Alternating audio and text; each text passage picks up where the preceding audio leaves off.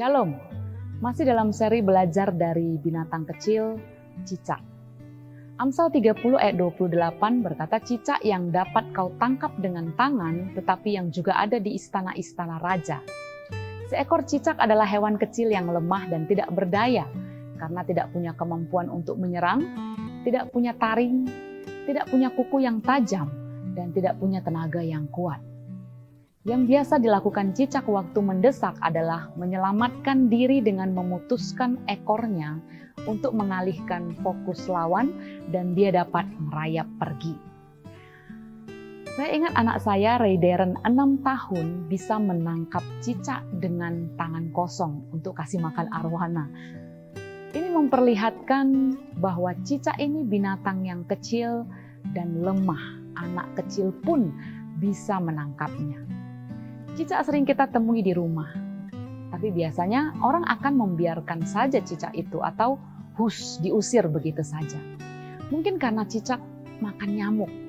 Nyamuk yang seperti kecoa atau semut, kalau banyak di rumah biasanya kita akan berusaha memusnahkannya. Tapi cicak masih cenderung ada di rumah-rumah kecil, rumah-rumah sederhana maupun rumah-rumah besar tanpa orang-orang di dalamnya terganggu. Malah membantu orang di rumah tersebut karena memakan nyamuk yang suka mengganggu. Bapak Ibu yang terkasih, maka cicak yang kecil, lemah dan tidak membahayakan bisa juga ada di istana-istana raja yang biasanya bersih dari binatang-binatang kecil lainnya. Tapi cicak bisa ada di sana.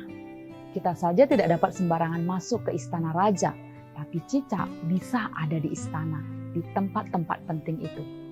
Keberadaan cicak yang kecil tidak merugikan, tidak mengganggu, sehingga dia bisa ada di rumah-rumah sederhana maupun rumah mewah.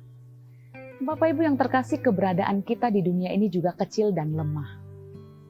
Namun biarlah keberadaan kita sebagai orang percaya tidak mengganggu, tidak merugikan, melainkan memberi dampak sehingga keberadaan kita menjadi berkat dimanapun kita berada. Di tempat sederhana, maupun di tempat-tempat penting dan terhormat. Tak peduli seberapa kecilnya dampak kita, tapi kita ada di dunia ini untuk berdampak. Yesus mengatakan, kamu adalah terang dunia. Hendaklah terangmu bercahaya di depan orang, supaya orang yang melihat perbuatanmu yang baik, memuliakan Bapamu yang di sorga. Di Matius 6, ayat 14-16. Bersama Tuhan, Bapak Ibu, hidup kita mampu menjadi berkat bagi banyak orang di dunia. Masa hidup Yesus di dunia terbilang singkat, namun mengubah dan menyelamatkan banyak orang yang percaya kepadanya.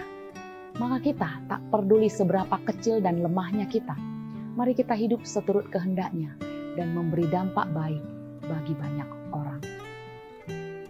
Seri binatang kecil ini juga mengingatkan kita untuk melihat kebesaran dan kemuliaan Allah yang menciptakan masing-masing makhluk di bumi yang walaupun kecil dan kurang dipandang, dianggap tidak berarti, namun keberadaannya diciptakan begitu unik dan dapat mempertahankan dirinya dengan kelebihannya. Terlebih kita manusia yang diciptakan lebih istimewa dan dapat terus belajar dari banyak hal di sekitar kita untuk selalu jadi berkat.